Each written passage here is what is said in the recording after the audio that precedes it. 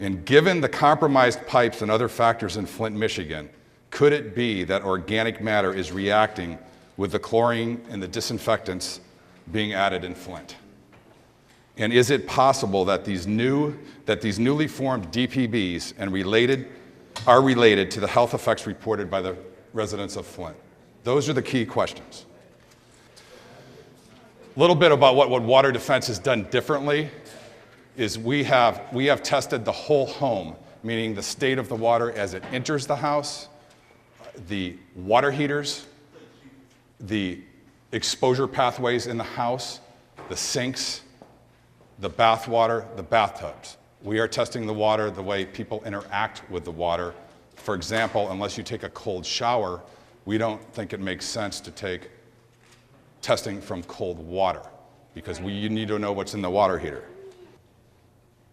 Given the compromised plumbing distribution system in Flint, including inside homes, is it possible that chemicals created, detected and undetected, are potentially impacting human health? And again, I have been in the homes, done the testing with the local 370 UA Plumbers Union. Again, this is from the EPA. Inhalation, ingestion, and dermal absorption, total internal dosage. So I'm trying to break down a complicated situation to basic logic. And the basic logic is you don't just drink water, you have dermal, skin absorption, and inhalation. So I want to go on record. I absolutely agree with what the EPA is well aware of and presented publicly in 2009, 7 years ago. And if there is one thing, especially the media, takes away today, one thing, EPA 2009, as presented by Susan Richardson from the Office of Research and Development, route of exposure is important. Can get 2x, 2 times exposure from 10 minutes in the shower compared to drinking 2 liters of tap water, inhalation. This is the EPA.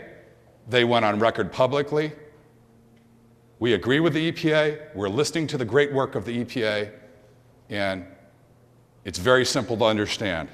2 times exposure from 10 minutes in the shower compared to drinking 2 liters of tap water. Not Water Defense, not Scott Smith. This is the EPA, Office of Research and Development. The good news is if we test the bath and shower water, there is no need to panic. We can get you answers. That's why we're here. We're here to work for these community leaders. The community leaders get what's going on. They just need to be supported with research. My offer continues to remain open. The EPA I've invited to join me on the ground and in the baths, in the showers of these incredible Flint residents that have allowed us to test and do research and gather data. We are open to collaborate everybody in the most respectful and professional manner possible. This is about the community of Flint and the residents of Flint. Important findings. This is from the EPA. New emerging disinfection byproducts. Unregulated disinfection byproducts found at significant levels. Why is that important for Flint? That is important because for 2 years you had compromised, galvanized, and lead pipes, and organic matter is in the system reacting with this chlorine. There has been incredible, heroic work done with lead and those great individuals that identified it. But it is now 2016, and we need to get the data to figure out what is really going on. There are only 11 of these disinfection byproducts regulated in the United States. Again, this is according to the EPA. We're focused on the facts and clearing up confusion. We are using sampling, grab sample water testing, the same as the EPA, the same as the state of Michigan. And we're also using a method developed by Water Defense. There is knowing that there are no standards for bathing and showering, I welcome any expert from the EPA either the media, anybody that has any idea, we need in this country to develop a way to have bathing and showering standards and measure what you're exposed to. As Melissa Mays knows, what we could do is we could put our skin in the shower for 20 to 30 minutes, like we bathe and shower, instead of a split second, and cut away our skin and send it off to a lab. But instead of doing that, we're using a matrix material to get exposure. Now, given this EPA background, we think this is insanely simple and is just basic common sense. We are doing this in conjunction with the same grab sample testing. What we're doing differently with the same grab sampling testing as the agencies is we're going for the state of the water as it enters the house, the water heater, and everything else. So we think we need to develop new testing protocols for cumulative exposure risk, and I'm open to anybody that has any ideas for a different method than we're using.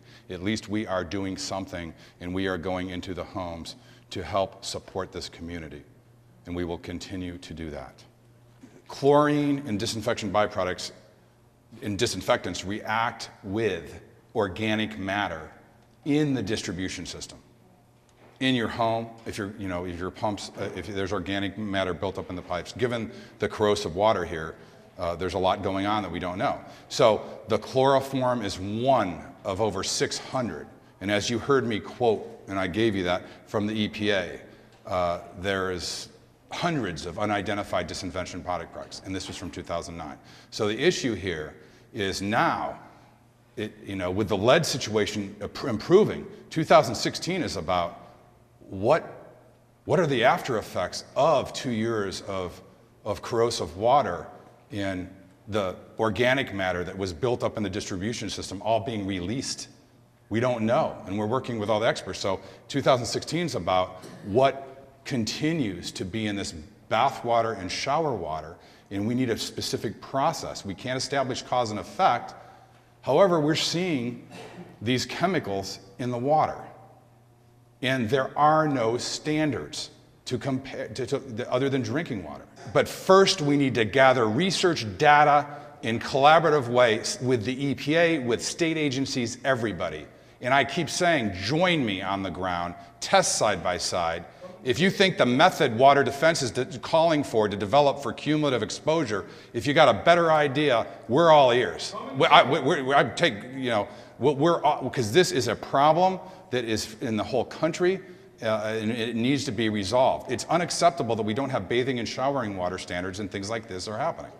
I want to answer your question. First of all, I got your Facebook message. My heart goes out to you on behalf of Water Defense. This is what I keep saying. This is about you. It's about the community. It has nothing to do with Water Defense. It's about you and what we can do to help you. We will get to your house. And for those of you in the media, for those of you from the federal agencies, here is what I don't understand. I hear these stories about you and your kids and all these people in the EPA with everyone on the ground. Why won't they join me in your house? Why won't the state agency? And I am not here to play politics. We are here to engage dialogue in the community and do what the nonprofit Water Defense said. Why won't the media join me? Why won't all the other experts? And we will test your home. It's an open invitation. Why the CDC? They should all be showing up at your home. Why are they here? We want to work with them. We go to one of the countries, if not the world's best toxicologist who we have at Water Defense. And these are the conclusions that Water Defense has made as of April 22nd, 2016. We need much more testing data along with sound science and toxicology studies to reach accurate conclusions. We must continue to provide the community with as much information as possible and continue, to the best of our ability, complete and thorough testing of water in homes. We must understand that without proper toxicological studies, that we cannot draw any cause and effect relationships between chemicals detected and reported health effects.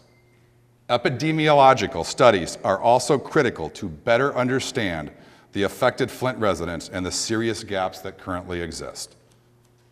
For example, no showering and bathing standards. Right.